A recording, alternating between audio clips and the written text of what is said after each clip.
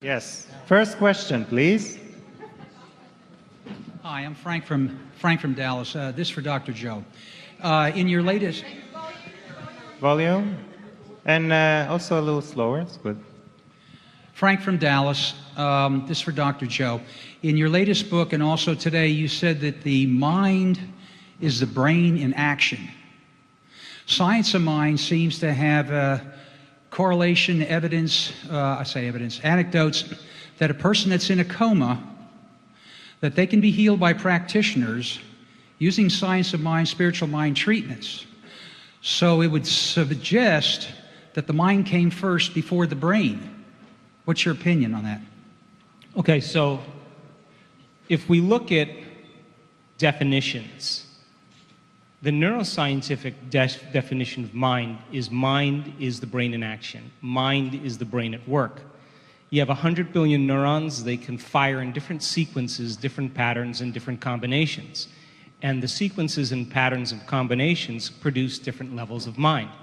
Now, in certain traditional texts, whether it's Buddhist texts or whether it's science of mind, they explain mind, and I use the word consciousness to explain mind in that sense. Now, consciousness is that immaterial essence, that energy that really is animating the brain. And so when consciousness moves through the brain, it produces mind. So then the brain is just an anatomical piece of material. And science says that you can literally rewire your brain, you can literally change its function, but who's doing the changing of the brain and the mind? And it's consciousness. Now, consciousness to me has two elements. Consciousness is awareness, awareness is paying attention. And so then there is a free-willed level of awareness called you and I, the journeymen, the journeywomen from source down to matter. And we got to this level and we didn't go any further because tiramisu is here, so we stopped. Chocolate, too. So then all of a sudden we drink the wine of forgetfulness and we have to journey back to source. And then as we journey back to that objective consciousness then is the consciousness of the field, observing all of this into reality. So then when your consciousness turns inward and it begins to interact with this greater consciousness, you can't enter as a somebody. You can't enter as your personality. You have to enter as a nobody. And the element of taking your attention off your body, off your identity, off of things, off of places, and off of time, leaves you as pure consciousness. So then now, all of a sudden, the brain starts moving back into orderliness because the operator's gone, and all of a sudden, you start getting that kind of synchronization that takes place called coherence. So then, as the autonomic nervous system, which is a self-organizing intelligence, begins to create order where there's disorder, all of a sudden, the upscaling of biology begins to change. So consciousness, the free-willed you and I, is animating a body to produce different levels of mind. That objective consciousness, which is the field, is what we interact with. And so it would be a good idea then, if all of your attention is on your environment, to close your eyes and disconnect from your environment. To sit your body down and no longer allow it to move and be greater than your body, and really give up your appointments and your thoughts about the past and the future and find the present moment. And if you are going to create something by thought alone, then you have to become thought alone. And you have to literally linger in that infinite field where all possibilities exist. And we've measured it enough times to see that when you truly do that, all of a sudden now, your brain and body begin to change as a result of it. I'd like to add something to that. This field is so new that we're talking about. The discoveries that are being made so quickly that mainstream is not able to catch up with all the new discoveries. So we're still thinking about a mechanistic model, a mechanical brain. Consciousness is, science is still struggling with that.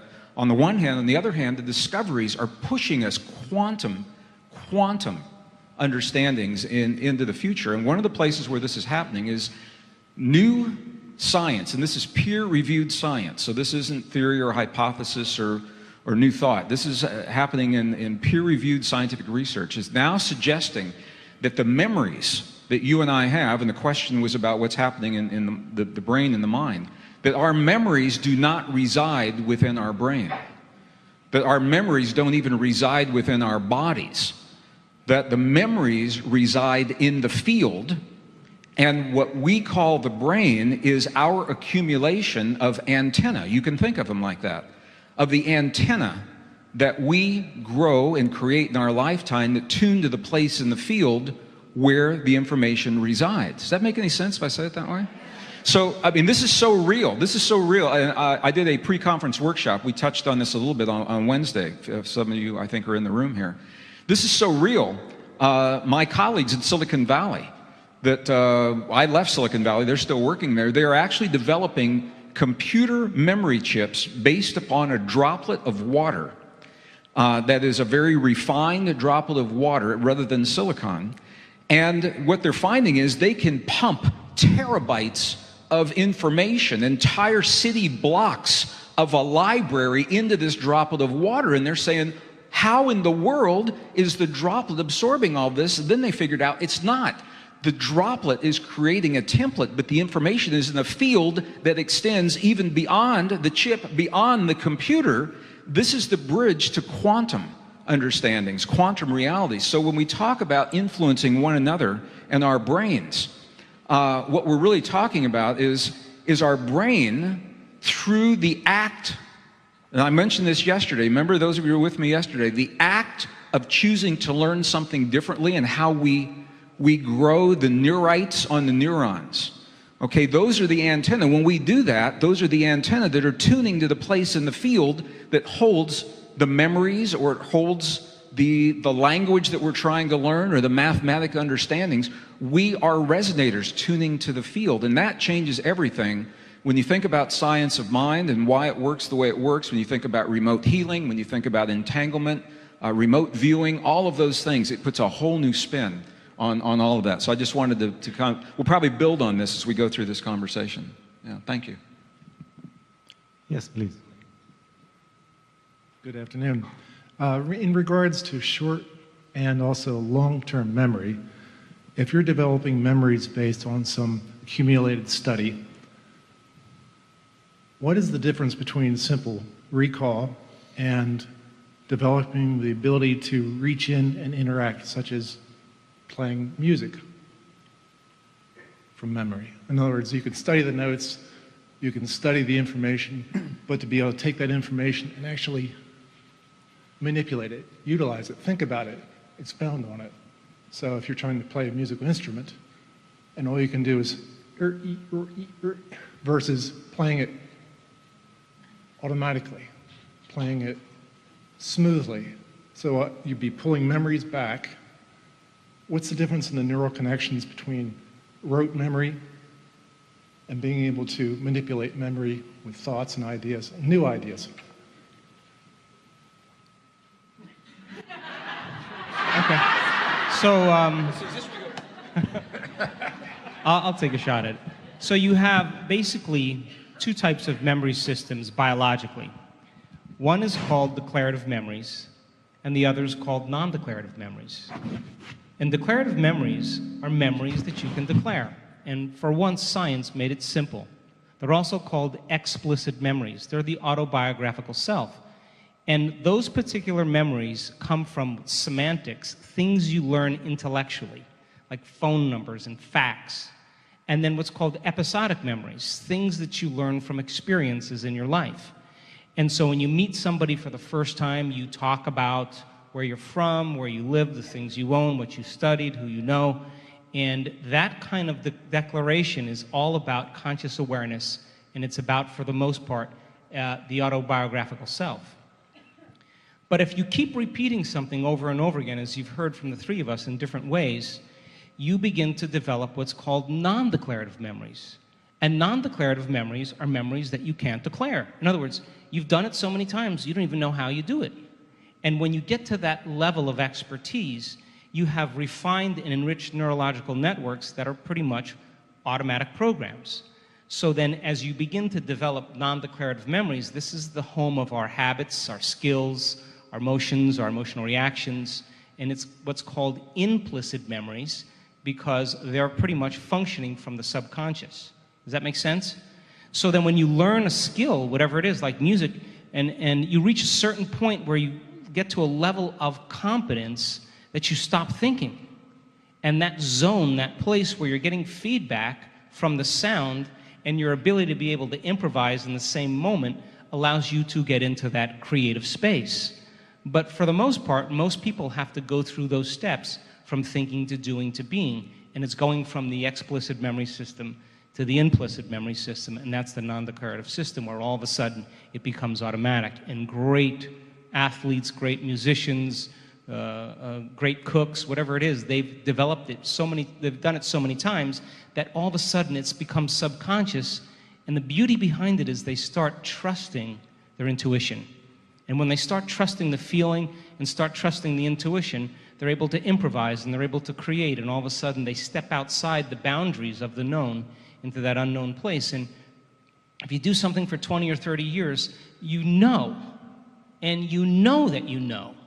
And when you know that you know, I call that enlightenment. And when you know that you know something, no one can take it away from you, and it's now grounded, it's innate in you. So that's a little bit about those two. Yes, please. So my question is about the coherence. You're talking about the coherence in the brain, and a lot of us work with the heart math folks that look at coherence of the heart. So my question is, how are those related? Are they connected? Is it a cause and effect, or? When you're talking about the heart and the brain, you're actually talking about coherence between the heart and the brain. Coherence, by definition, implies a relationship between two things. And heart math is talking about heart-brain coherence. That's exactly what they're doing. So we always have some level of coherence between the heart and the brain. And what heart math has done is developed refined techniques that help us to optimize that coherence, to raise that level of coherence. But it's every moment of every day, there's a conversation between your heart and your brain. It's happening right now. To the greater extent, your heart is speaking to your brain. To a lesser extent, your brain is communicating back to your heart through the vagus and the spinal cord, the nervous systems. And it's the quality of that conversation that determines the coherence that you're talking about between the heart and the brain. So when we are placing our emotion, or our focus, our awareness in our heart, okay, and then you begin, one of the techniques is to have a feeling of care, gratitude, compassion, appreciation. Those are the four under laboratory conditions that work really well. That's the key. When you begin to have the feeling, that's engaging your heart and your brain together, because often you're recalling an experience or a memory of compassion or appreciation or something, your children, your spiritual mentor, your cat, your dog. So you are using the heart and the brain, and it's all about this relationship, the coherence between the heart and the brain. So that's a long answer to a short question. The short answer is yes, they are related. So heart rate variability is a measurement of this. No, HRV, heart rate variability, is beat to beat. Right. When we first come into this world as young people, we have a tremendous heart rate variability. That means that the time between one beat and the next varies with every heartbeat, and it gives us that variance. That's called heart rate variability. That gives us the ability to respond quickly to the new world that we've just come into, to know if the stovetop is a hot burner or if that's a friendly dog or not. And as we age, not for people in this room probably, but typically what they say is we become set in our ways, is the term. And being set in our ways is reflected in the heart rate variability. It becomes more regular. We lose heart rate variability, so change becomes hard. And by initiating this conversation and optimizing that conversation, you rebuild your heart rate variability like you were when you were a kid again. You can do it in a heartbeat, just like that. So, long answer, short question. Yeah. Does that help? Does that make sense? Yes, thank you. Okay. I'd like to offer another, an addition to what we just talked about, and that is, remember we talked about the brain having electrical activity. It's like a tuning fork. And what's interesting about it is that the amplitude, the power of that is not that great. Brain amplitude is relatively small compared to the power generated by the heart. What's the significance to me is for example, is that When you don't have them in coherence, your thoughts are going to be broadcast, but they're not going to go very far. But when you bring your heart and your mind together, the heart is a carrier wave. It is much more powerful and therefore carries the signal from your brain out into the world and has much more impact than if you just keep it in your head and then try to broadcast with your head alone. So when you bring the two together in harmony, you're really influencing a greater field around you with your intentions. Yeah, we've seen this in our research in studying people doing this, because we see that you can have brain coherence without heart coherence. In a sense, you can have heart coherence without brain coherence. And it's almost like consciousness is sitting in the autonomic nervous system. So the key of doing all of this is to be able to sustain a specific state. So if most of your daily life is reacting to people and things and places, then most of your energy is going to vacate this center, and you are going to return back to very predictable ways. So we want it to become a skill for people so they can say, oh my gosh, I'm a little bit fearful now, I'm a little bit frustrated. Let me take a moment and see if I can regulate and change my internal state. They have to find the present moment to do that. They have to break the stress response. They have to change their breathing. Brain waves slow down. Consciousness is falling in the limbic brain. At the same time, the heart is moving back into coherence. And now they're broadcasting a very significant coherent field. That kind of orderliness can be turned into a skill. And so then eyes open, eyes closed. It's just a function of your ability to regulate internal states. Yes, please. Hi, I'm Kat from Hawaii.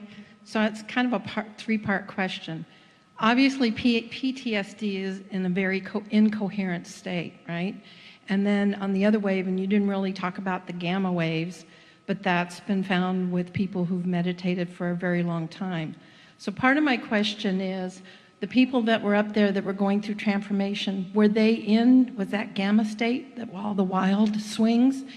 And then if PTSD, I'm just now figuring out it's not within the body, and there is that incoherence, where is the field of that energy, that very wild, scattered energy, where's the how? We probably haven't figured out the how, but the how? Is that what you the said? how does it get there? I mean, it's like you go through an experience, and for the longest time, and I'm a psychologist, so the longest time I didn't believe in PTSD until I went through an earthquake. And for no reason, out of nowhere, for many years later, an experience would come up, or I'd have body work done, and it would come out. So I've thought it's within the body. So I'm very, very intrigued about this field and how to work within the field. Obviously, I meditate a lot as well. And we've talked a little bit. So I've got a complex question that's kind of bigger than I started out with. Thank you. Yes. Okay, let's see if we could break it down. So when people experience significant trauma or shock, what happens is the experience captures all of the brain's attention. There's a change in your internal state. It's horrifying, and you put all of your attention on that experience in your outer world. And it's that particular association that starts the process. Now, from a survival standpoint, you could have 10 things that happen really good to you in one day and one bad thing that happens to you, and you will focus on that one bad thing. How many people know that? And the reason being is because the survival gene says, get ready in case it happens again. So we tend to try to anticipate the future based on our experiences in the past. And we, out of the infinite potentials that exist in the quantum field, we'll select the worst case scenario.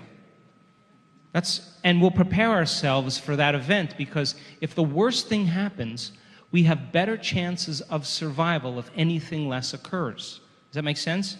So that what people then do then is they have a traumatic event and they replay the event over and over again in their brain. And as they keep recalling the event and they keep reviewing it, they're producing the same chemistry in their brain and body as if the event was occurring. And the body is the unconscious mind. It doesn't know the difference between the actual experience in their life that creates the emotion and the emotion that they're fabricating by thought alone. To the body, it's exactly the same.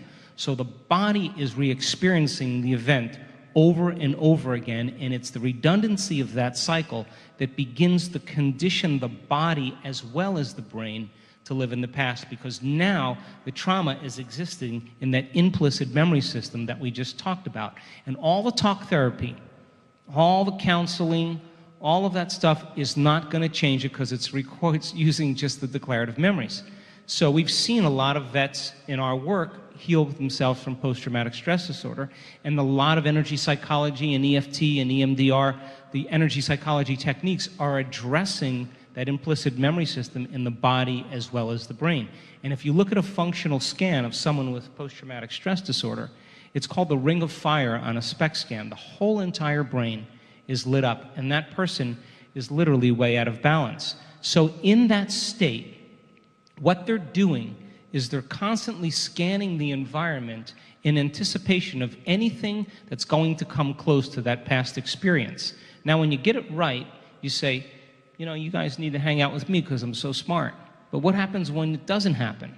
That's called anxiety, it's called neurosis, it's called insomnia, it's called OCD, because the brain starts over-focusing. And that over-focused state tends to narrow our mind into a single object. And that's what we do when we're in emergency mode. How have we been trained to pay attention? Tie your shoe, wash the stairs, wash the car. And it's that abrupt release of adrenaline. We think that that's focus. So then when you tend to open your focus, and instead of focusing on matter and objects and things, focus on space and energy and nothing, and open your focus beyond your body and space. We've seen this thousands of times. All of a sudden, the brain starts relaxing and getting more coherent. And all of a sudden, different compartments tend to settle down. So then the person then who's scanning their environment, anticipating that event to occur, if an event even is remotely close to that experience, in anticipation of it, their perception already is releasing the chemistry as if it's in the event, and they'll return back to that same person at the time of the trauma. Does that make sense? So then, what's happening in the brain, what's happening in the field? Well, there's a complete disorderliness that's taking place consciously, in consciousness, in energy, in neurocircuitry, in neurochemistry, in hormones, in genetic expression. The person is way out of balance. And so then the process then is to start creating order and having them get beyond those emotional states. And I always say, forget the event. Forget it. Just work on the emotion. And we have seen this in so many people that have healed themselves of cancer and all kinds of conditions and rare genetic disorders. They got beyond the emotion, and when they got beyond the emotion, the body was finally liberated. And all of a sudden, they're perceiving a whole new landscape that they could never see because they're no longer looking at their future through the lens of the past. Well, that's right. You want to say something? The feel part, how, when you talk about it goes into the body, how does it get to the field? Well, the field is where the information is stored, but the body is where it's processed, it's where it's interpreted. So the antenna. And it's just like Joe said, this is what's so interesting. When something hurts us, okay, so now you have a memory of a hurt. That's a neural connection, a series of neural connections. So what do people typically do? They replay that again and again. And how could they do that to me? And how could somebody betray me like that? And how could, every time you do that, you're strengthening those neural connections. And the techniques that Joe's offering in his programs and some of the ones that we're working with, I've seen indigenous people do this in their own way because they have the same problems. They just don't call it science. But they have to find a way. You shift the focus so that you stop reinforcing that memory so that those neural connections weaken and eventually they'll begin to break. It's called the pruning. That's the pruning of those connections, and you strengthen and reinforce other connections. So you don't change what happens, but you change how you respond to what's happened. Thank you. I'd just like to add something that's real interesting, and Joe brought up, and so did my dear brother. How are you? I wanted to bring it up because Joe talked about it. And when he showed you the EEG pictures and you saw all the vibrations at all the different frequencies, think about it this way also. Every input, sight, smell, sound, taste, temperature, It's always being recorded right now. If something threatens you, really threatens you, the brain will take a picture at that moment of all the inputs that just came in at the same time. The significance is now what it's going to do is use that as a reference. If any combination of those inputs show up, pattern recognition, it doesn't have to have all of them, just a couple of them. A smell can all of a sudden engage the whole response again. So the critical moment, at that critical moment, there's like a photograph of every input at that moment, and then the system says if any of those come back in, and especially the more in combination, the more the system is ready to react at that moment. So I just wanted to bring it up because most of us had some kind of experience, a sound, a smell, or a taste, all of a sudden brings back something. And I say, why did it bring it back? Because a memory was so critical at that moment that just one of those inputs can elicit it. It's like a person who works in a shop cuts his finger on the saw. And of course, that's powerful trauma at that moment. What's the point? If he's just walking down the street and all of a sudden there's a sound of a saw, he'll immediately, just pull his hand like this. Why? Because the reflex says, the saw, the pain, pull it back. So you're scanning, once you have that stress, you are scanning for any combination of frequencies in that environment that will replicate that same condition again. And it's really critical because it's always on scan. And just to add one other thing, because we didn't answer the one part about gamma. And so that associative memory that Bruce is talking about actually is what creates conditioning. And conditioning is all built on the past. And so as you start to condition the body emotionally, you're conditioning the body into the past. So now you could only perceive equal to how your brain is wired and how you're really emotionally experiencing. So you will sweep the environment all the time. And anything that's even the slightest association is going to begin to create the exact chemistry that brings you back to that past event. Does that make sense? So then behaviors follow and everything else. So in PTSD, I would say then the person really becomes disconnected from the field. I would say that they have certain areas of their brain that shut down that don't allow them to access information because by very nature of the trauma, those dormant areas of the brain is no longer functioning like a superconductor.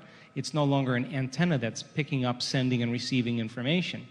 So then as people tend to open their focus and they understand that there's a field around them, it's the process of opening their focus that begins to allow them to connect to the field and start downloading data.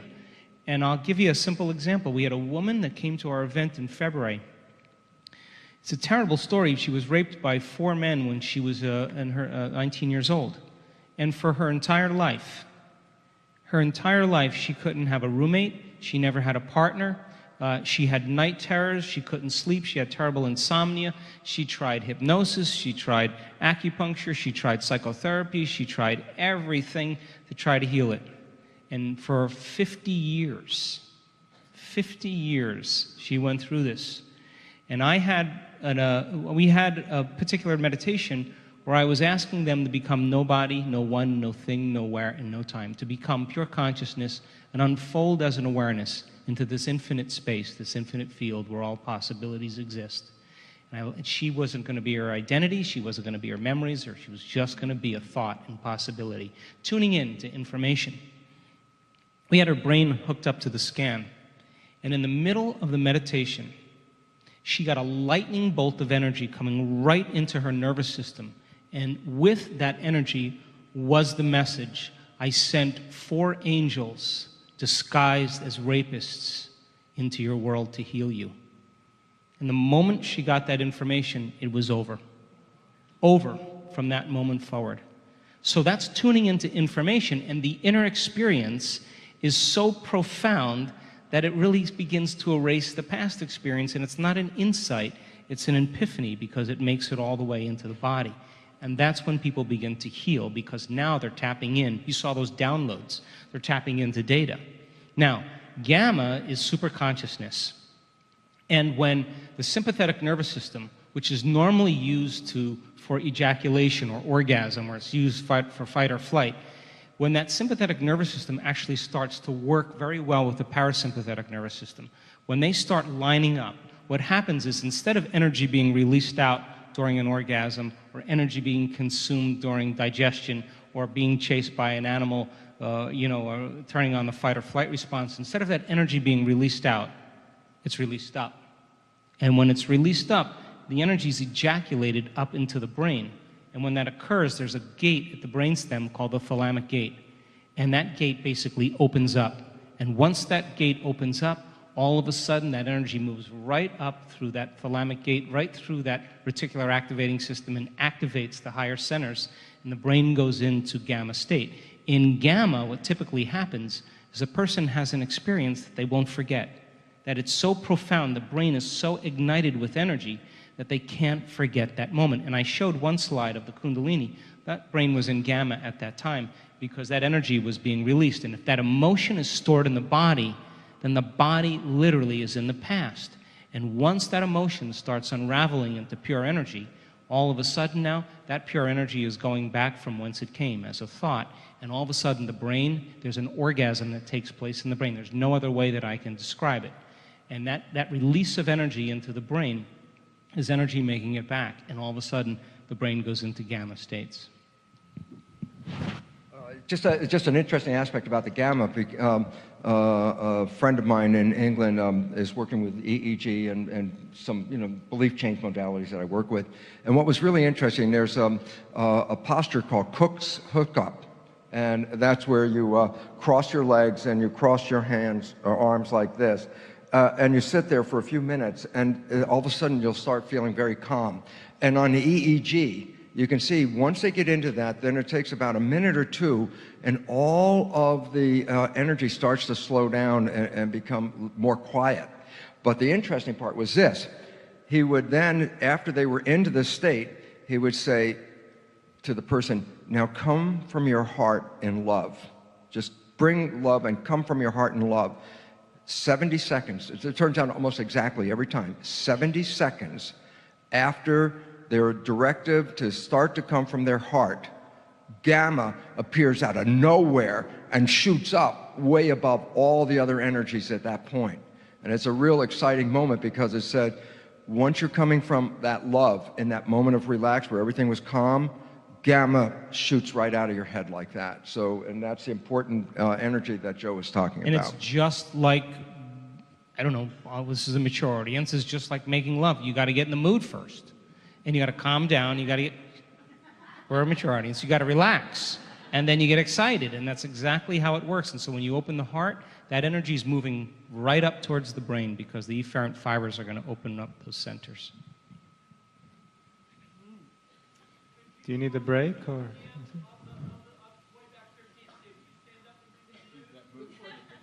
The stand up, that move. Well, okay, part of it is standing down, but the idea is this. The reason why it works is that in our normal day-to-day life, that we are operating from either the left brain or the right brain in a wave.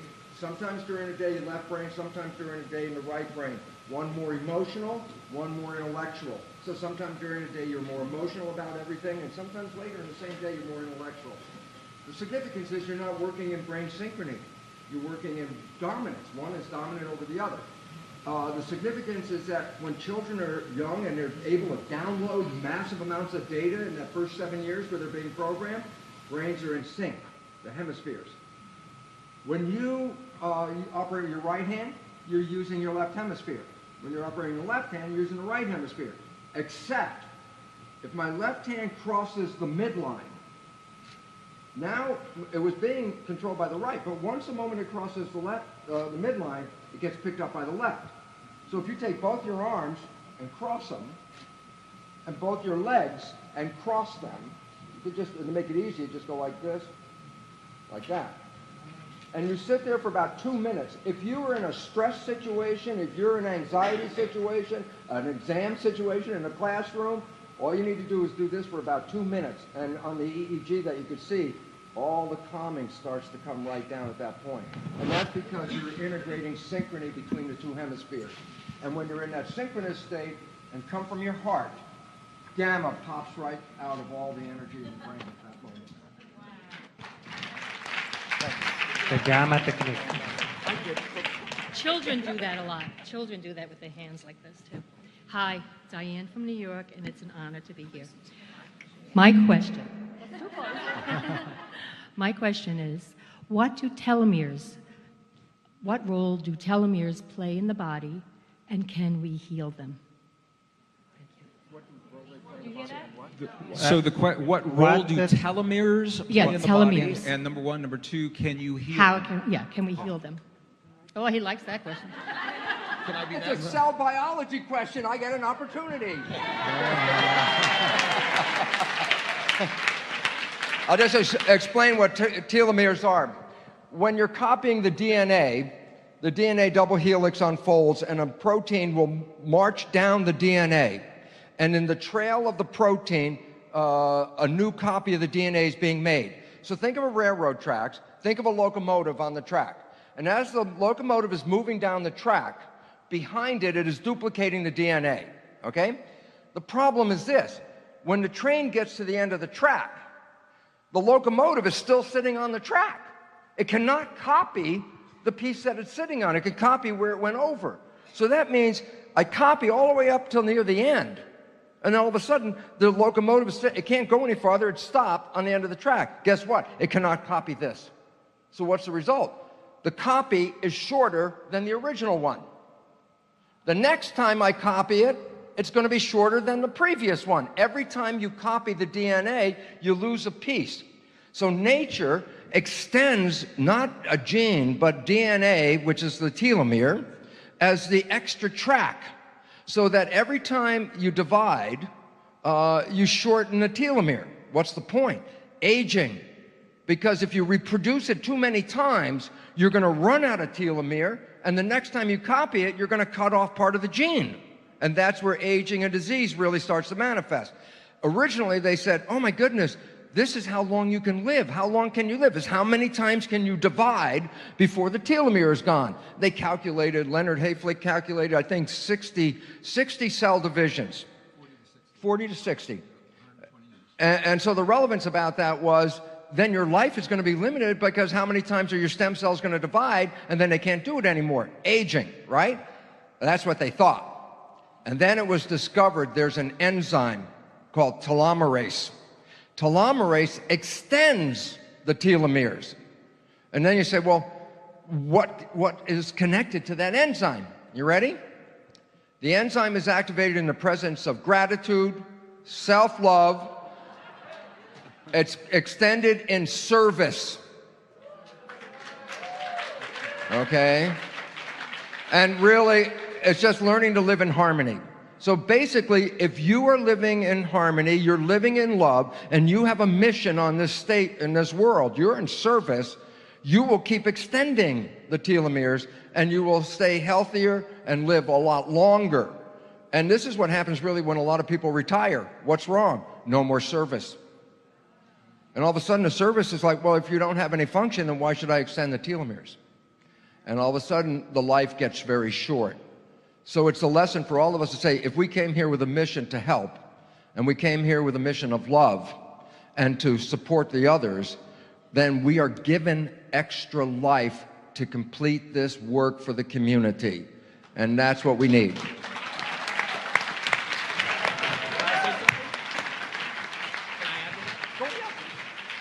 So this is one of those places, all three of our work touches upon this, and we do multi-day programs individually, and so today we get to, all three of us together, to chime in on these things. This is a relatively new body of research. You know, it was 2009. Stanford University researcher Elizabeth Blackburn received the Nobel Prize. She found the enzyme telomerase, we hear it both ways, to heal the telomeres. But here's the thing, and I want to be really clear about this. It's so hot. You know, when something new is discovered, everybody jumps on it commercially, and they try to do all kinds of things with it. And you're being bombarded. If you're on the internet, you're being bombarded with ads for health supplements and things like that that claim, and what they say is, they will heal your telomeres. Well, maybe they do, but here's the deal. Here's the deal. I'm just going to back up a little bit.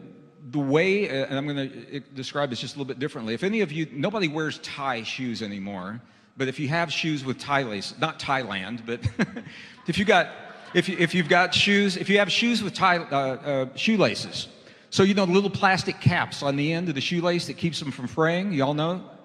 Yeah, that's what the telomeres do on the end of the DNA. When the cells divide, every time the cell divides, a little bit of the telomere is brittle, it breaks off, but that's okay because you got some left, and then it happens again, and you still got some left, it happens again, you got some left.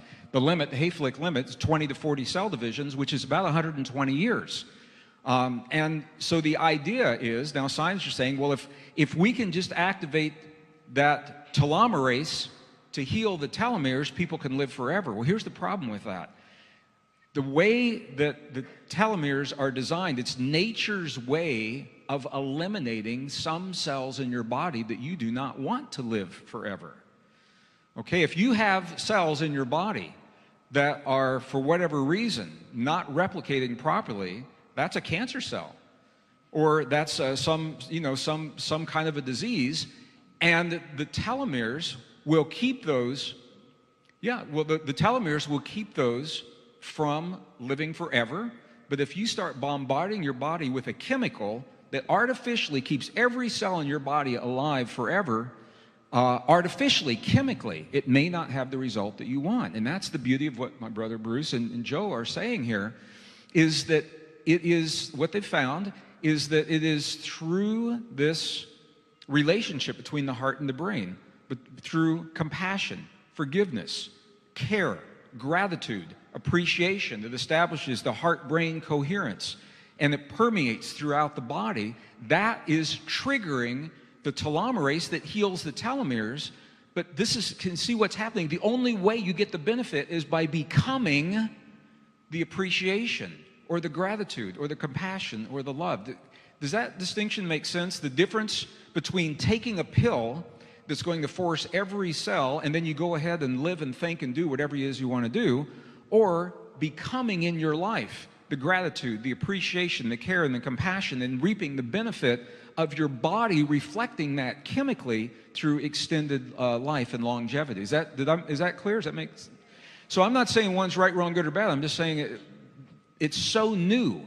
People are approaching this in very different ways. Here's the thing. They used to think that Hayflick limit was 120 years. There is a cell line that was created in 1958, I think is what it was. It was the woman, HeLa cells.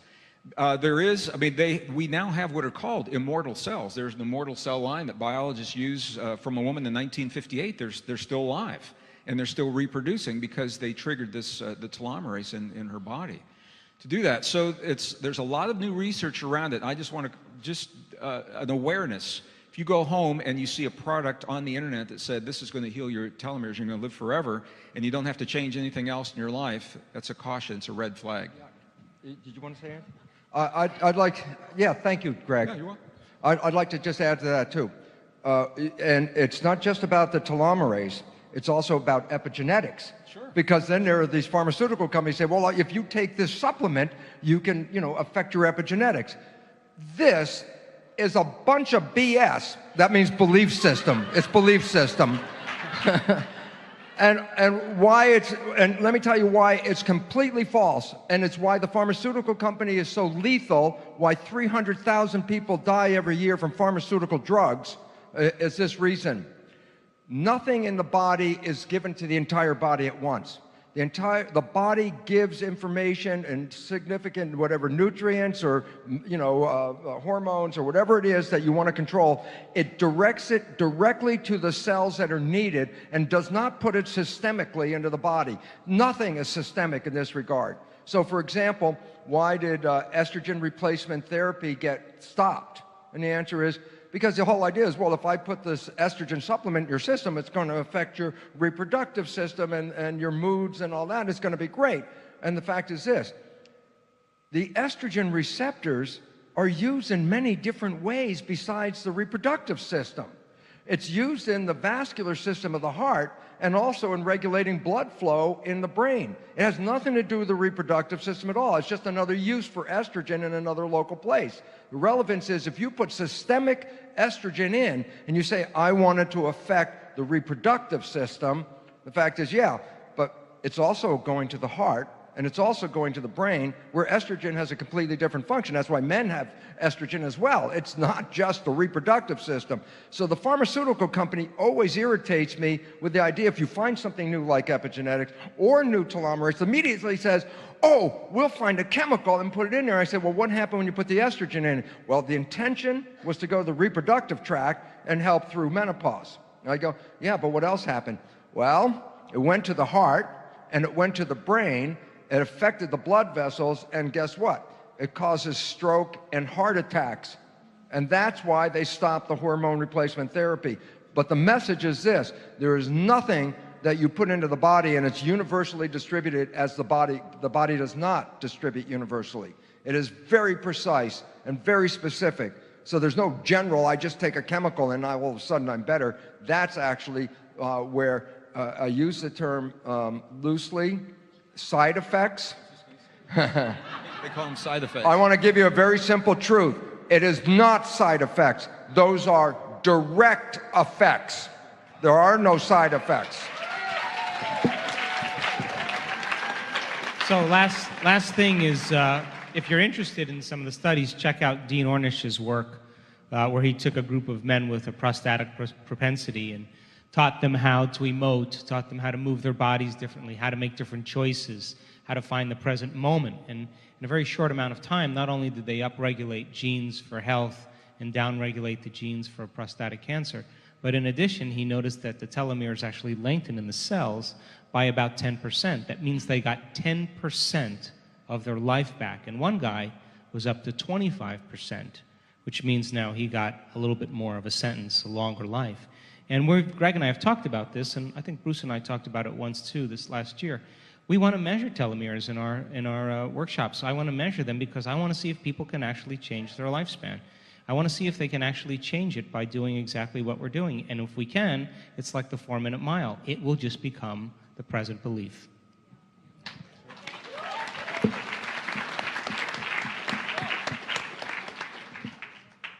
Yes, hello. This is a vibrational or frequency question, and I'd like to see if it could be added more collectively, but it's mainly for you, Greg. I know approximately 20 years ago in the 90s, there was a consistent measurement of the Earth's either frequency or vibration. Now it's more than double. I'm curious if they looked at how there may be a pattern in the changing of the Earth's vibration with discoveries of internet, or even again, as if the Earth is moving into a alpha, Earth is moving towards gamma. And the effect that has, because I know we've been seeing it, I heard it's possibly 16% or whatever. I'm not sure how I'm not a scientist, but I'd love to hear you speak on that, and I'd like to know if there's any biological or other possible correlations that relate to this vibrational increase. And the sun and the heliosphere, do they interact with this? That's 3 questions right there. Well, is it Earth? Is it only Earth, or is it again heliosphere? Because the sun and the Earth are linked. So man, that's 4 questions. Okay. Okay, I understand. What's your name? Anirudhan. Thank you. So the question, I'll just begin. The field that you're referring to. In 1958, the first satellites were launched in the orbit around the Earth to see what's happening on our planet. We didn't know. We were guessing, but we didn't really know. And one of the things that was discovered was that there is it's called the Schumann cavity resonance, is the technical term, that envelops the Earth. And immediately, it was kind of hush-hush because the military began using it for communications. So you don't see a lot in the open literature. See more now, not as much as did, or more now than we did back in the 90s. So this is Schumann cavity resonance is what it's called, and it's not a single frequency. The base frequency is 7.8 hertz, 7.8 cycles per second, and then it goes in intervals that are integer multiples. So the next one is about 15 cycles per second, And what happens is Earth goes through periods of time where one or another of these is dominant. So right now, the 15 cycles per second seems to be a little bit more dominant, but it hasn't been replaced. It's just that they ebb and they flow. And where this gets really interesting is the magnetic fields of the Earth are a big part of this. This is what they're measuring. And human emotion, specifically heart-based emotions, directly affect the human cavity resonance. So what this is saying, we've all heard that the brain is the master organ in the body, and when I was in school, I was taught that the brain was the only electrical and magnetic field in the body. We know that's not true. The heart has an electrical and a magnetic field that's actually stronger than the brain. They work together. They work together. So that is a little background, and the reason this is important, 9/11 taught scientists how deeply this relationship between humans and our planet actually goes. This magnetic field, this human resonance, the magnetic field, it's so important. Scientists measure it every 30 minutes. Our satellites send the data back because it affects everything is linked to this field. Every blade of grass, every hamster, every goldfish, every CEO of every corporation, every leader of every nation. There is no them and us. There's a we when it comes to this field. So they want to know what's happening with the field. One day, the satellites showed this big spike. I mean, it was like off the charts. I wish I had the slide. I'd show it to you here. Off the charts, and scientists said, you know, what on earth? What on earth is happening on Earth to create this spike? And they laid it on the calendar, and it was 9 a.m. Eastern Standard Time, September 11th, 2001, 15 minutes after the first plane hit the first tower of the World Trade Center. They feel that it took about 15 minutes for the media to carry the images around the world through television and through the satellites. And now what they attribute that spike to, this is why I'm sharing this, is hundreds of millions or possibly billions of people simultaneously seeing these images or having a heart-based experience, the strongest magnetic field in the body. And it was the combined experience of hundreds of millions of human hearts that elevated, that spiked the magnetic field of the Earth. Now, this is news to scientists because they've always told us that we're separate from the Earth, that we don't have any effect. Humans aren't supposed to be able to affect the magnetic field of a planet. Okay, here's why it's important. If you remember, at least the first couple of days after 9/11, we were truly a global family. People came together in a way that they had never come together in modern times. Scientists attribute that to a high magnetic field. The higher the field, the less aggressive we are. This is the relationship. The stronger the magnetic field of the Earth, the less aggressive we are, the more willing we are to cooperate. So the question is, can we create that without having a tragedy like 9/11 to do it? The answer is yes. The Institute of Heart Math is now created something called the Global Coherence Initiative, GCI, where they have established sensors on the surface of the Earth and are teaching people how to create heart-brain coherence to mitigate the effects of what's happening in our world and in the field today. And the results, Princeton University was a pioneer in working with this. IONS is a part of this now, Institute of Noetic Sciences, I talked about yesterday, Heart Math. So there is a direct relationship between human emotion and these fields in the Earth when we, in our lives, so I'm going to bring it right down to our everyday lives, when we can embody appreciation, gratitude, care, compassion in our lives, when we establish this heart-brain relationship, we are feeding the very field that connects all of us in a positive way. You're feeding it right now. The question is, do you know what you're feeding it? So this is now an opportunity to consciously influence these fields. So I'm all about context. Here we are at the end of a big cycle, the beginning of another one, when there's this push for war that never has to happen, when science is telling us more about ourselves and that we're not what we believed and we're more than we've ever sensed in the past. And just when we need it the most, we're coming full circle and realizing that we as individuals, collectively as a community, have the ability to influence the fields of the Earth that bring peace to our planet. Isn't that beautiful? Well, I can't think of a better way to do it. So long answer to a short question, but those fields, it's not that the fields are disappearing, it's that they they become more dominant at times. And right now, the 16 hertz is a dominant field, and we're contributing to that. 7.8 hertz is still there. Question, anybody? Oh. We're all sitting down. So I have a question that my anatomy and physiology professor was unable to answer for me about the nervous system. Can you speak a little closer? Sure. So we went pretty in depth on, the pathophysiology of how a signal is sent down the membrane of the neuron with the electrochemical gradient and all that. But what he wasn't really able to give me a clear explanation for is how does the neuron know, how does neuron A know whether to send the signal to neuron B or neuron C? So, for instance, how do the neurons decide to send the signal to flex my arm to the right nerves instead of, messing up and sending it to extend my arm? Or, if I have that coworker I don't like and trying to become more compassionate for him, how do the nerves know how am I making them send it to the right place I want it to go? What are the mechanics of that? Well, one of the things I'd like to just add to the story, which is not part of the regular story, is this. Well, we look at the connection of neurons at synapses and say, yes, this is a chemical connection across this thing and all that. What they're totally ignoring is the fact that all neurons are also vibrating at frequencies that are also going out in the field. So there's like a generator of vibrational frequency, and this is the most important part of neuroscience that they don't get yet, and that is this. Cells respond to vibrational frequencies.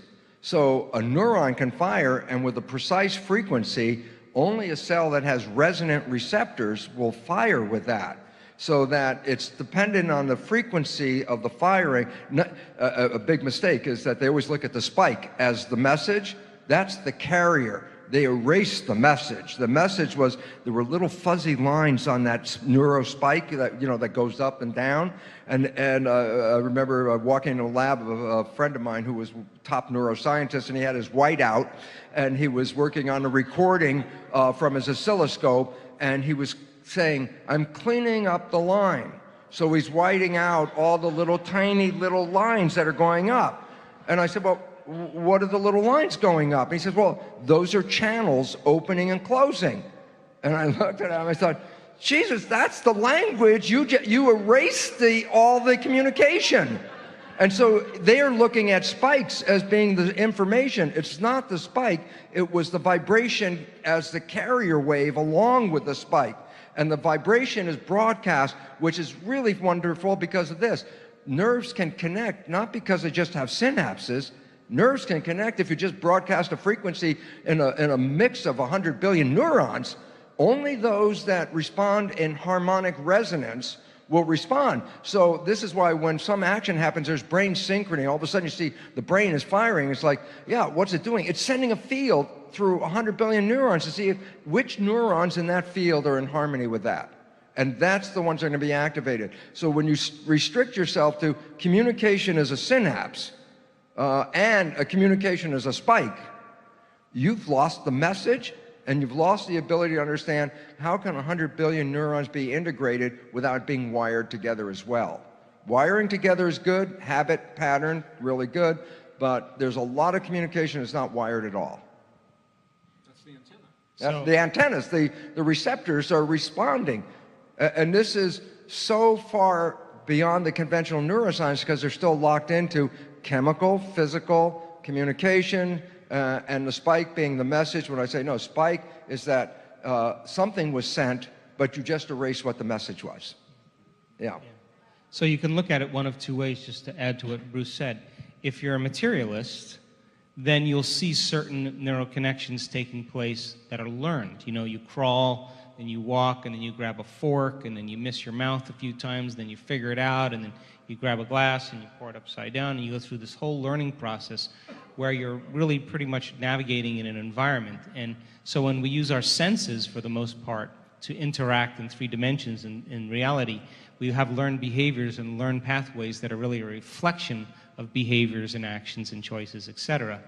But if you look at it from an immaterial standpoint, when you look at it that we are vibrational beings, that all of a sudden now the nervous system acts as a conductor of information, and it's the harmonics or the information that's being downloaded into the nervous system that's carrying the frequency of the message to the cell, and it's that frequency that's actually activating the cell. It's actually interacting by light and information.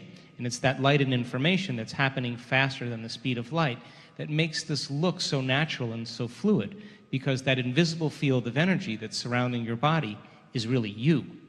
And you are really much consciousness with an energy that's animating that body like a puppet.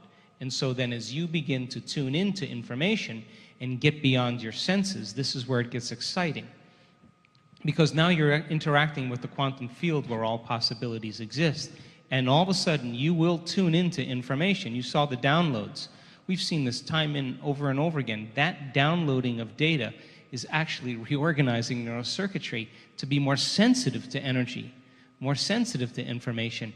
And when a person has a full-on sensory experience without their senses, imagine that. What would happen right now if your senses were heightened by 25%? Everything you were seeing, everything you were smelling, everything you were tasting, everything you were hearing, everything you were feeling. If your senses are heightened, so is your awareness. And if your awareness is heightened, so is your consciousness. And if your consciousness is heightened, so is your energy. So all of a sudden now, you're downloading vital information because you're no longer a materialist. And that's what's integrating and upscaling, for the most part, all of our biology, right down to the cell, right down to the DNA, all the way down. There's receptors that are so much more sensitive to electromagnetism than they are to chemistry, and it's just not a coincidence that they're there. Can I just like that? Just if I could just add on to what you just said, because there was a study at University of London by a physicist by the name of McClare, and he said, we know that cells respond to chemical signals, but we also now know they respond to vibrational signals.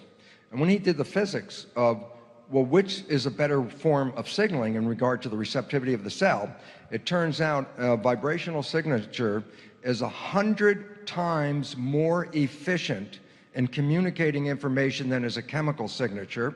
And secondly, as you just said, Joe, the speed of that connection of electrical signal versus a chemical signal, the electrical signal is infinitely fast compared to the movement of a chemical in space. And he came to the conclusion, he said, when you understand the comparison of two signaling methods, they're not even related in the sense that the energetic communication would be highly selected above the chemical communication. But the chemical communication is the interest of the pharmaceutical industry, and they have repressed the information about energy in the field because you cannot sell it in a tablet or a capsule, and they have no use for it.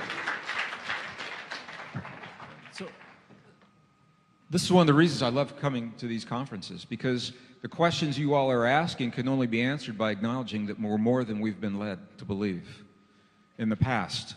So, yeah, so were you with me yesterday when I did my program in here? Were you in this room? Yeah, I saw you a few years ago in Dallas as well, so that was, okay, that was a treat. Well, thank you for that. And so the reason, and when I started our Q&A the way I did, talking about that the memory is not in our body, it's not in our brains, it's in the field. Did you see the slide or the little quick time movie that I did of the neuron growing the neurites very, very quickly? This is going to answer another question that came up a little earlier here in this Q&A session about the difference between mechanically doing something and doing it with feeling and emotion. I'm a guitar player, and so I relate to this as a guitar player. But you can relate it in any way. It is, and I'm going to say this again, it is the act of us, our desire, the emotional desire of choosing to become more, to expand who we are more than we were, 5 seconds ago. That is the biological imperative. That's the trigger that your body must now do what it needs to do to make that happen. And one of the places that happens is when we are developing the antenna, growing the cells. Once those networks, once those neurons have responded to us in those 72 hours, and some people do it even faster, then we are now tapped into the place in the field where it makes sense. You're playing the guitar like all those who have come before, who have tapped into that same place, or you're solving mathematic problems, or you're painting like Michelangelo, because now you are tapped into that field. but it's the emotion. This is the difference between learning mechanically. You could sit down and just learn mechanically to go through. My father and I took guitar lessons when I was 6 years old. We took classical guitar, and I didn't like it because it was so rigid, regimented. It was all about form, and my father never moved beyond that. And so when I watched him have his experience as a guitarist, it wasn't satisfying for him. It was all about sitting perfectly, never allowing this hand to touch the, and everything, and then he'd put the guitar down and walk away. And when I began doing this, and I allowed myself to go a little bit further, once I could feel the emotion of tapping into that, that's where the difference is, I think, between the mechanical, rote reproduction of something and when we begin to improvise and step outside of the box. But the only way we're going to get to those understandings is by embracing what the best science of today is telling us. And it's telling us that we're not confined to these bodies, and our memories are not confined to our brains, and that our bodies are receptors for what's out there. And I think that's what this KRYON conference is all about. We're learning more about out there as well as what's in here. So I hope, does that help answer the question you've heard from all three of us? Absolutely, yeah. And I just have one quick question. I'm sure you can maybe answer briefly. You have to ask the moderator. Thank you.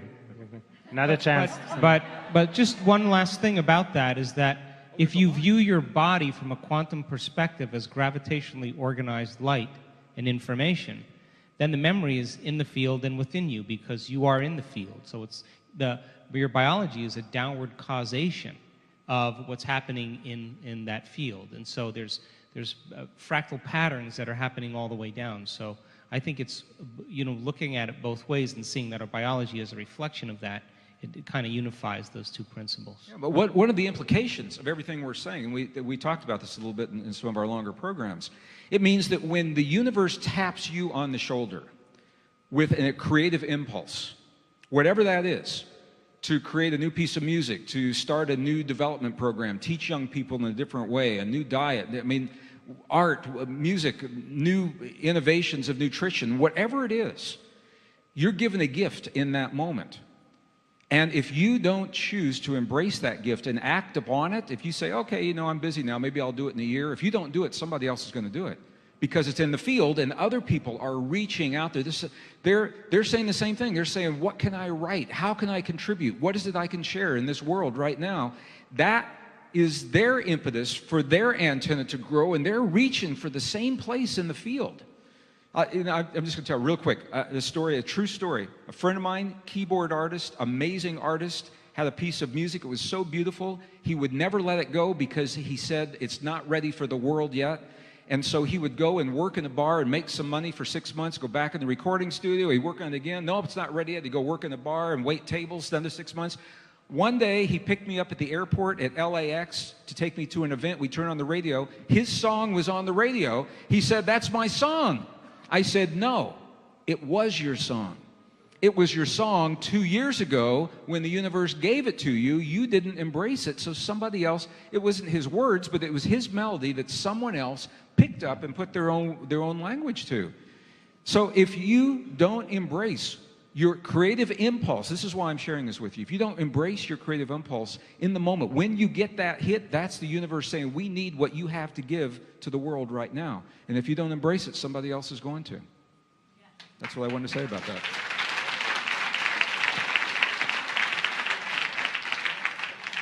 Hi, this is for Joe, a short question. Have you considered measuring brain waves when Dr. Todd does his work? His stem cell work. Listen, my theory is I only go where I'm invited.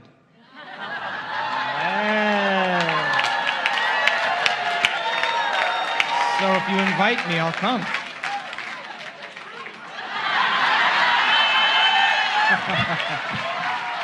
Joe, you are formally invited.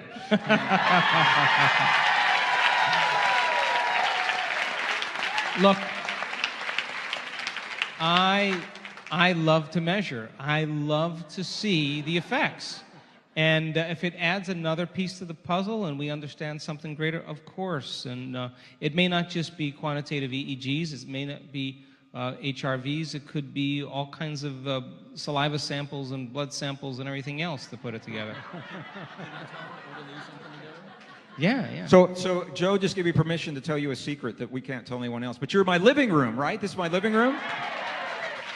So I've been working with the telomeres perspective for a few years now, but it's been difficult because they've always been blood-based samples. And I'm working with a really bright, young biologist who is now has a startup company in North Carolina who has developed a saliva-based telomere sampling system, and Joe and I are hooking up to be able to use the telomere measuring in conjunction with all the things that Joe is doing in his programs, and we'll pilot those in one of our programs coming up, so watch the websites.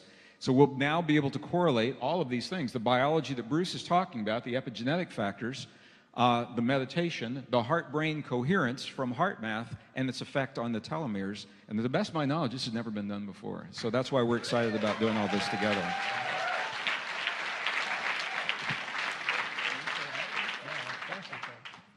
Next.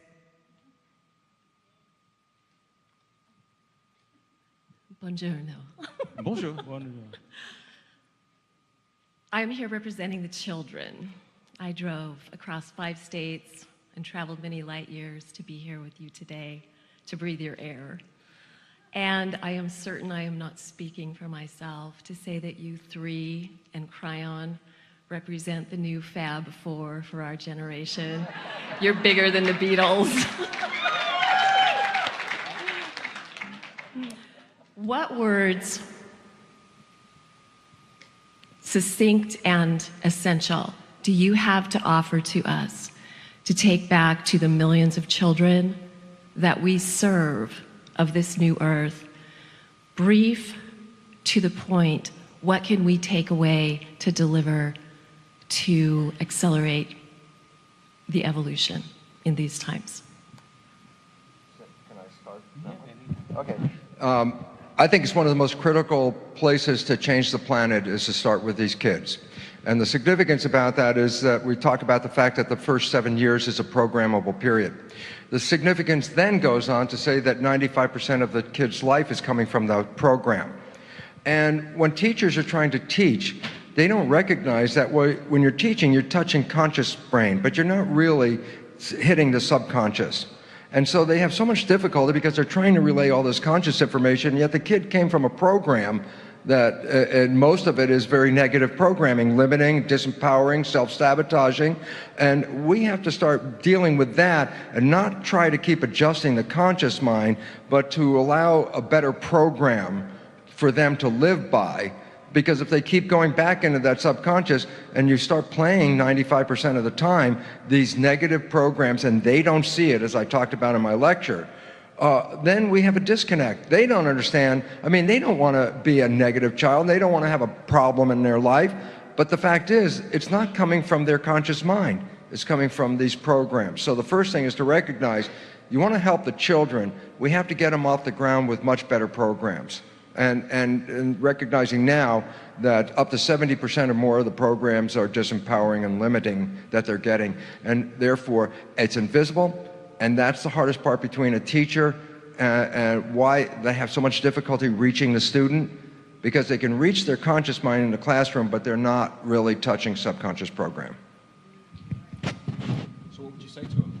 What would I would say, start listening to what's coming out of this community and start to recognize you want to deal with the issue, then stop playing at the top level and let's get deeper into this thing right now and own this reality of the subconscious and start to recognize that's where we need to work. And you can change the subconscious, and therefore we have the opportunity to recreate the civilization we have by reprogramming from the bottom up. And this is the way out of the situation we find ourselves in now. So the most common question that our community has sent to our website is, what are you going to do for children? It's the most common question we've gotten in the last 4 years. So we've done a teen workshop last year that was super successful. And we have these 10 laws that I call of quantum stewardship or quantum parenting. And it's based on some of the principles that all 3 of us teach in different ways and in different modalities. But I do believe that children get this way faster than we do. And understanding development and understanding timing and understanding their biology, you can intervene at certain very critical points to begin to make significant changes. As an example, we have neurons called mirror neurons, and mirror neurons are empathy neurons. And when you feed your kid when they're little, you go like this. And you do that because you're opening your mouth and sticking your tongue out because you want them to model your behavior. You're not conscious that you're doing that, but they pay attention to your actions, and as they begin to observe, they begin to select and instruct the very neurological networks to prime the brain to mimic that behavior. So you can't say to a kid, don't be such an emotional basket case, you know, because they're watching what you're doing more than what you're saying, right? Look at the terrible twos, right? You know, you're in love with your kid, he's 6 months, or she's 6 months or 8 months or 9 months old, and all of a sudden they're standing up, and then all of a sudden at a year they got wheels, and they're just walking around picking up saying, I have a neuroplastic brain, I wonder how the flowers stay in this vase. Well, that's how they stay in the vase. Oh, let's see, there's Comet underneath the sink, let's taste it and see what it's all about. And so they're interacting in the environment, and what does the parent do for a whole year? They say, no, no, no. And then they turn 2 years old and you say, put your shoes on. No! Well, where did they get that from? So, but it's not an end, because we spend the rest of our lives to enter the kingdom of heaven. We must be like a child. So we actually have to be able to slow our brainwaves down and get into that operating system, or at least know how to enter that operating system in one pathway or another. So we have these 10 laws that we teach kids, and by the way, it helps parents too, because they understand that some of the things that they're passing on behaviorally is something that they have to change. And I always say the fastest path to enlightenment is parenthood, because you have to be the example of everything you want your children to be. So we have these 10 laws, and we're going to be doing more and more workshops to answer your question. Yeah, this is a perfect segue. We didn't, obviously this isn't orchestrated consciously, but this is a perfect segue to do these questions. So I'm hearing two questions here. The original question was what we say to the children.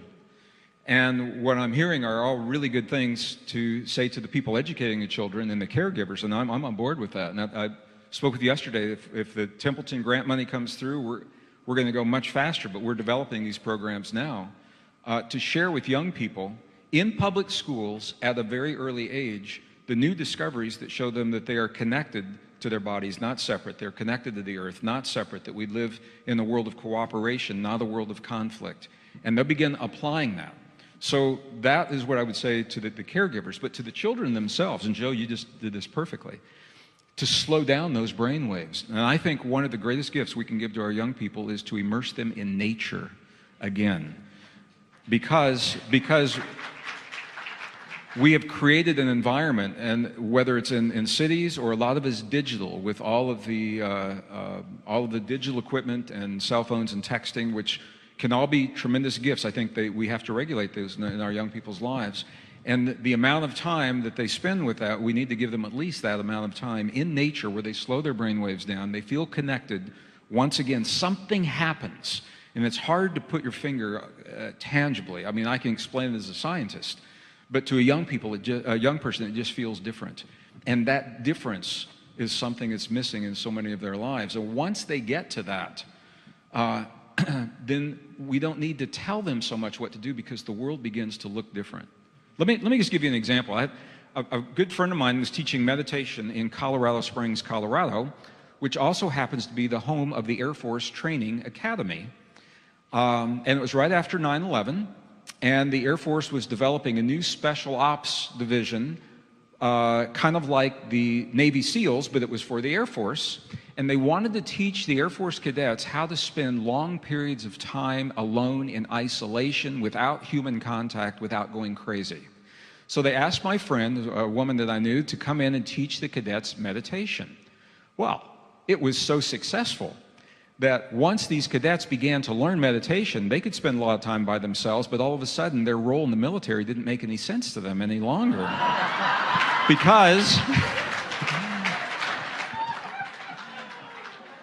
The reason is because once they were in this space, they slowed down their brain waves. They're out in the field, in a foxhole or wherever they are. They're in nature. They go into meditation. They say, my God, there's something else out there. There's a whole world out here that for many of them became more real than what it was they were training for. So needless to say, the Air Force terminated the contract that my friend had of teaching meditation, at least that form of meditation. But I think getting our kids back into nature is really important. It's a long answer to a short question. Yeah. I want to add just one thing, please. One last thing. Because it's about going back into nature, as you just talked about. 6:46 seconds. Here it goes. Very simply this. Use it or lose it applies to every cell, tissue, and organ in your body. Especially relates to creativity in the brain. And what we have done is taken creativity out of the school. And so more science, more math, no music, no art, no outside activities. And when you don't let children exercise these activities, their creative nature disappears, and now we have kids with their little, handheld playthings, only reactive. It's reactive, it's not creative. And that's because the belief that science and math is more important than creativity in our school has caused us. This country used to be one of the most creative countries on the planet a few years back. And today, we have lost that. Creativity is in other countries, not here anymore. Last question. I believe on some level we can also access our conscious mind or our infinite mind through being conscious as well as in a meditative state of mind.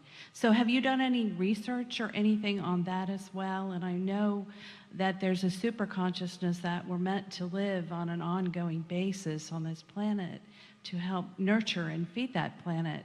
But all I hear is about meditation, and I don't know about the... I'll see if I can demystify this for you. Okay. We use meditation as a model to help people change and regulate their internal states. And if you can take your attention off your outer world, you're more prone to pay attention to how you think and how you feel and what your propensities are. The fact that you get up and you move around all day long and your body's in a habit of doing certain things over and over again, and you're sitting your body down, you're telling your body that it's no longer the mind, that you are the mind, your consciousness now controlling the body.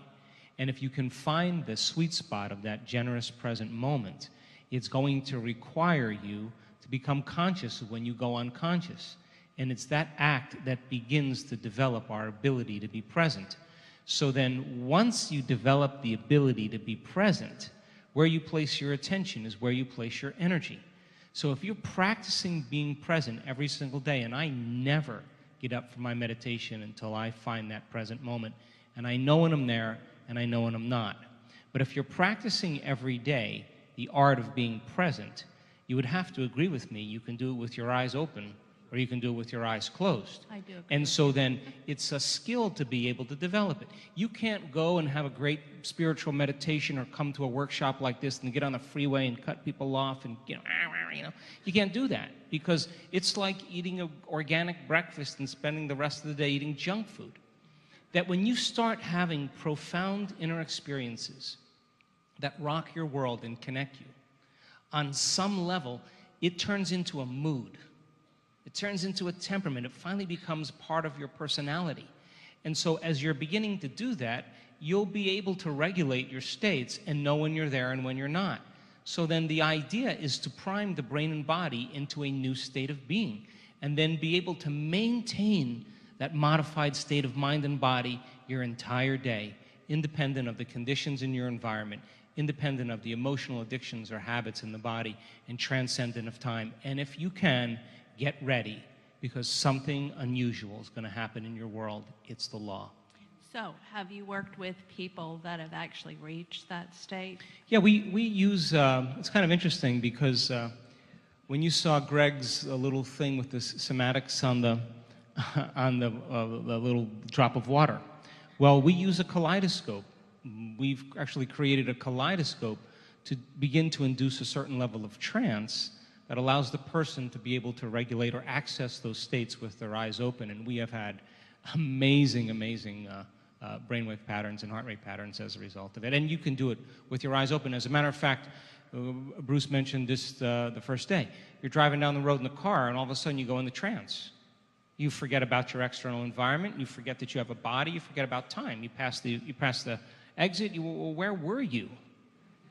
Because you are connected to something, and your brain is in trance. Now, sooner or later, if something moves out of balance, or all of a sudden you get a thump in the engine or something, you come back to awareness because it's breaking that state of continuity. So we do it all the time. Every single person in this room has done something great in their life. And when they did something great, they had a vision. That vision inspired them emotionally. And when they combined that clear intention with an elevated emotion, they were giving their body a sampling of the future emotionally. And then they began to get their behaviors to match their intentions. They wrote down the choices they were going to make, the things they were going to do, the experiences that they wanted. And they became aware of the choices they weren't going to make, the thoughts they weren't going to have, the behaviors they were going to stay away from, the experiences that brought them to a lower denominator, and the emotions that may have brought them back to the past. And it was that process. Every single day, they were going into a meditative state because they were stopping for a moment and becoming conscious in the present moment. And they reach a point all of a sudden where you know it's going to happen. And when you know it's going to happen, you relax. So when you go into that state on an ongoing... Thank you. Okay, Thank you. sorry. So I just want to add something to that. You know, we're using these words to define different states of being because it's convenient for us. But to our body doesn't know necessarily where one state ends, another state begins, right? And or one brain state ends, or you know when we're in what degree of awareness. Our body doesn't necessarily know that. I've spent a lot of time in Tibet over the last 15 years. I was taking people into Tibet, and I was with people who had learned in a different way. The monks and the nuns and the abbots. They were educated differently as young people to be aware of their environment and to have awakened senses. And they have these extraordinary abilities, extraordinary to the Western world, but ordinary to them. And I think what they demonstrate is what is available to everyone. And what the studies showed, when the scientists take these people into the labs, what they find is they are awake on every brain state. They're not only in alpha or delta or theta or gamma, they're awake in all of them simultaneously. And the scientists say, you can't do that. You can't be that way. Well, they are, but if you were to talk to them like this, you wouldn't know it. They are in such a heightened state of awareness on multiple levels. And the other place, Lee, I hope you're listening to this, the other place where they have found this is in channels. They found that when people are doing really good channeling and they are wired up to the brain monitors, what they find is they are active in multiple simultaneous brain states where typically in our everyday waking state we're not.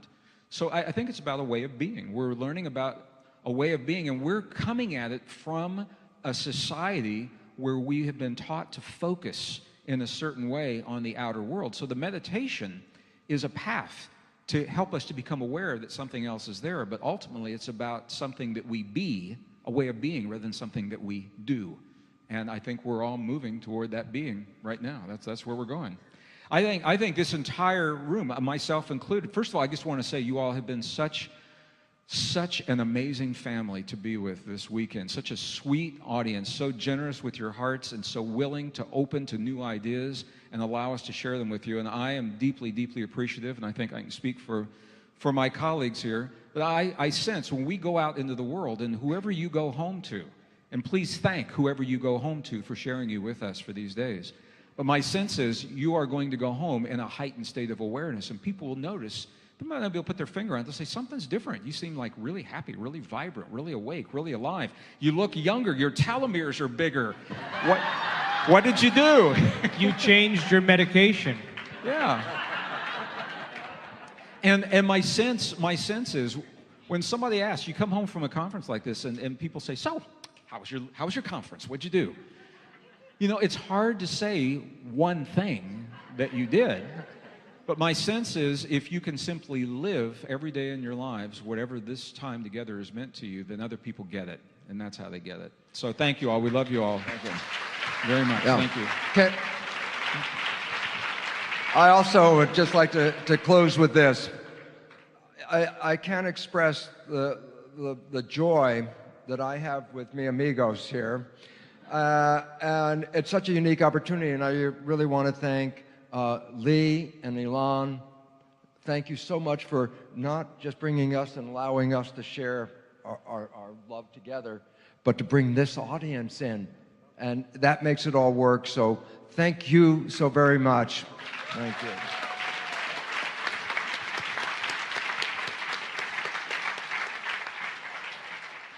And I think one of the greatest gifts you can give anybody is your attention. And when you give them your attention, you give them your energy. And thanks so much for being present with us. We're truly honored and we appreciate you.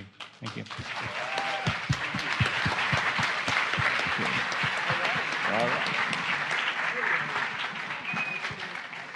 Of course, we're not. Thank you, Dr. Bruce Lipton, Dr. Joe Dispenza, Greg Braden,